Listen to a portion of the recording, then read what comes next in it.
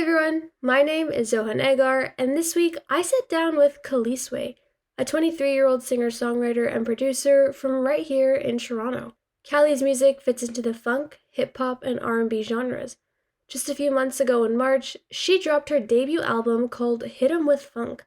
To give you a preview, the following song is the sixth track on the album called Ready or Not. They passed in the way, cause my bells don't dry. They try to make me stop, but my vein won't lag. Ready or not, get ready, babe, cause I'm about to feel. Now, before we dive into the album, I asked Callie what got her into music in the first place. She said music has always had a huge presence in her life since she was young. Since I was little, always been around music, barbecues, my dad's car, my mom playing it countlessly. My sister was the one that really introduced me to different styles of music, styles that were out of the norm.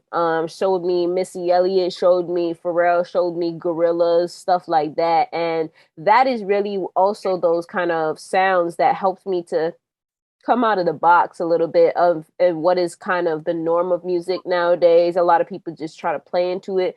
And I heard differences. I heard something that caught me magically. And I was like, okay, I love those type of sounds. I love G-Funk. I love listening to Snoop Dogg.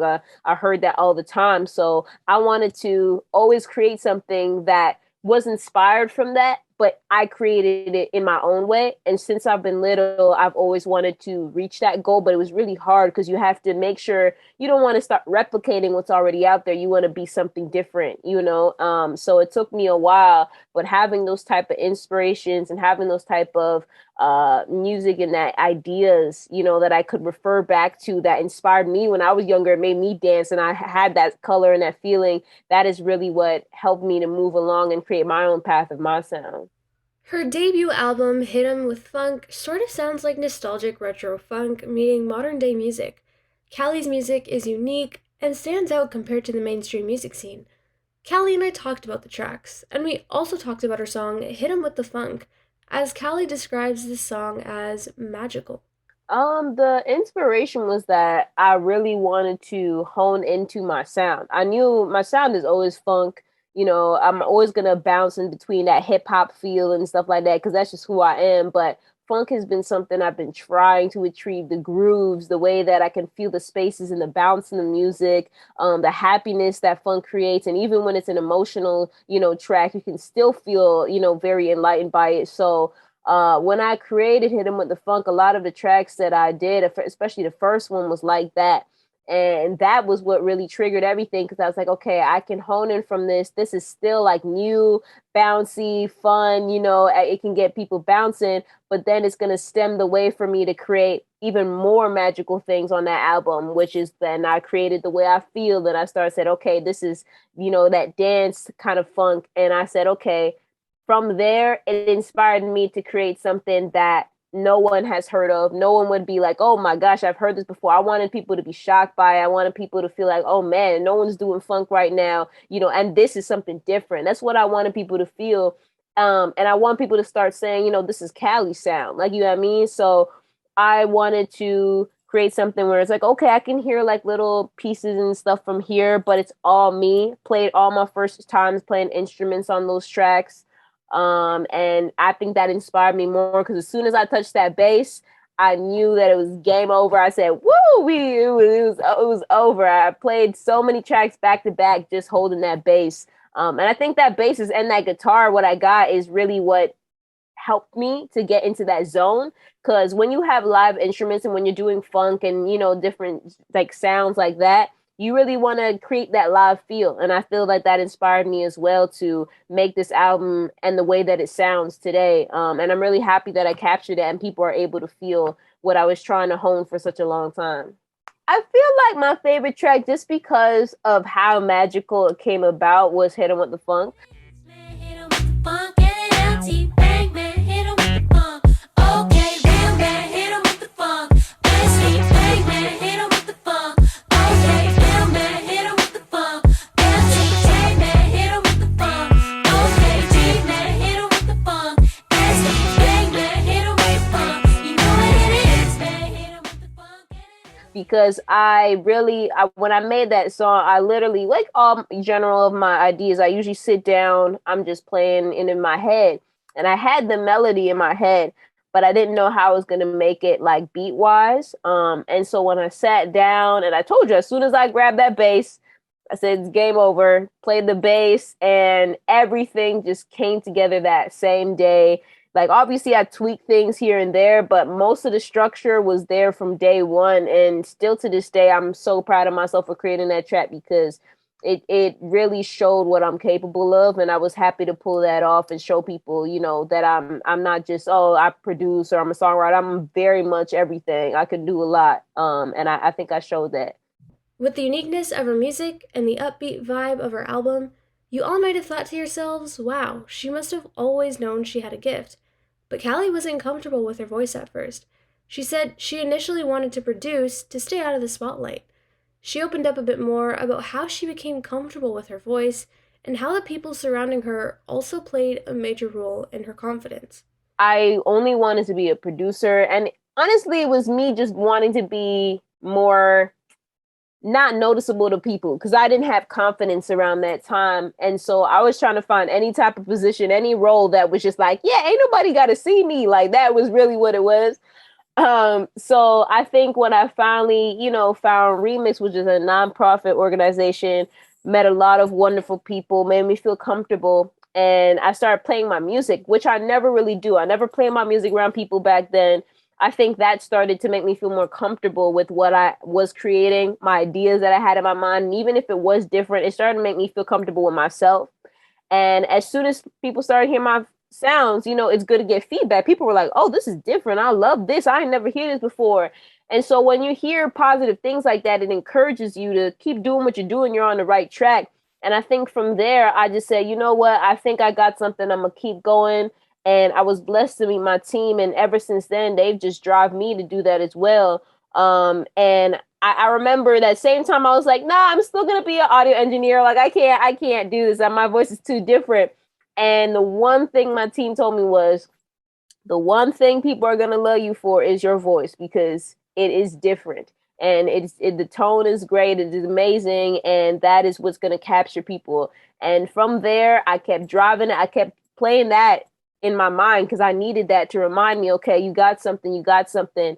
And that's what's been really driving me. And I know that I feel it now that I'm fully confident. I'm able to do things that I never thought I could. But yeah, definitely in that state, that's what's helped me to get where I am today. And I don't think I regret the decision of becoming, all encompassing of what I am today, artist, producer, songwriter, all of that. So I'm grateful for it. She used that newfound confidence to help her break into the Toronto music scene. Callie had only positive things to say about the scene so far. I think a lot of people still to this day, when I tell them that I'm from Toronto, they do not believe it. They're like, you are not like making music like this and you're in Toronto. Like we barely get sunshine for like 2 months. So you cannot be making music like this. And I'm like, well, for me, I've been feeling like happy music like this for a long time. Like I've always wanted to make music like this. I've always wanted to. And I think that's why I'm able to, is because I can picture what I'm trying to accomplish. And so it puts me in a mindset of, oh, like I'm always going to have this type of sound. I'm always going to have this type of energy because that's who I am too. And, being in Toronto and not having this type of sound or, funk or any kind of different genres, more like melancholy, like, stuff like that, like kind of dark kind of music. I wanted to pop out and be like, nah, Toronto isn't just like, and you're feeling sad. I miss my girlfriend. Like it's way different things than that. And, I'm very proud that I'm able to represent that in Toronto. I'm very proud that I'm able to share a different, side of Toronto because I think that it shows people, okay, like there's other stuff in here, you know what I mean, that we need to dig into. And I want to be that star point for people to realize that Toronto is amazing. You know what I mean? And so I'm able to I'm very happy I'm able to represent that. And I want to be a big, part of my city and show that I can achieve a lot here as well and show that I got my sound and then I can represent it here. Yeah. Callie has a very positive and upbeat persona, and she herself uses a palm tree to represent her music. But how does Callie remain so positive in her music, even when she's not feeling the most upbeat and positive? Oh yeah, there's definitely days where I'm not like 100% me or I'm not feeling it. But I think the ideas still flow because those days don't stop me from being who I am and what I feel. And even if I'm down, I might need a break one day if I really am not feeling it. But if an idea comes, I think that's just because that's me. And the music that I create is stemming from what I actually truly feel, no matter if it's a dark day or a down day or it's not 100% what I wanted to be. I'm always going to hone into the good energy because I think for me, especially meditation and stuff like that, I'm always going to see a blue sky. So even if it's dark, you know what I mean? I'm not going to start creating, oh man, okay, today we're not feeling it. I'm going to create a sad song, which is going to be sad as hell. Like, I'm not one of those people. I cannot sit there listening to Take Me Now. Like, no, I'm not going to, I can't do that. So, when I get down, I like to listen to happy stuff. I like to, calm myself and try to get into that energy and be positive. So I think that's just because I am like that personally. So I never really get down and not create happy music. That's just a part of me. You know what I mean? Recently, Callie's been hinting about upcoming live shows on social media. She says there's a number of projects and performances on the horizon. Live shows coming real soon. No date. I'm not giving no date. Coming real soon. Come out and support. It's gonna be real fun, but it's coming real soon. That's all I'm gonna say. It's gonna be exciting. And for a project, yes, things are coming. It's in the works. It's on the way. So lots of stuff is coming real soon. So when I say real soon, it's real soon. So just keep checking that. Keep checking on my socials. Keep checking because I'm gonna just drop it. So just check in. Everything coming. With shows and more projects on the way, Callie has a special message to her future self. I would say do not take for granted all the work that you have accomplished to get here. It hasn't been one step, it hasn't been two, it's been multiple. And remember all of the people that also helped you to get here because I would not be able to achieve it myself. And remember how much hours that you have put into this to get where you are now because this has just shown you from the beginning that you were not meant just to be an audio engineer. You meant to be way more. And this is the blessings that were waiting to come. So, yep, I definitely is gonna say that to my future self. Lastly, she's grateful to her fans and wants them to know that their support truly means the most to her. I think what I'm gonna say to y'all is like I don't think y'all understand when I say like thank you for supporting, thank you for being there from the beginning. I really do mean that because times when I was just releasing my first EP, I really didn't know how people were gonna react, and I can just see that a lot of y'all are growing with me. Y'all are seeing how I'm growing myself and appreciating what I'm able to offer to y'all. And I just want to say there's so much more coming. I'm so thankful for having such amazing fans like y'all, and I can't wait to see you in shows and meet you, some of you in person. And I'm very thankful to be able to have this experience. Well, thank you so much, Callie, for being on today's show. It was a pleasure speaking with you. For anyone who'd like to check out Kalisway on Spotify or social media, you can find her on Instagram and Spotify at Kalisway. For CJRU 1280 AM in Toronto, I'm Zoha Nagar.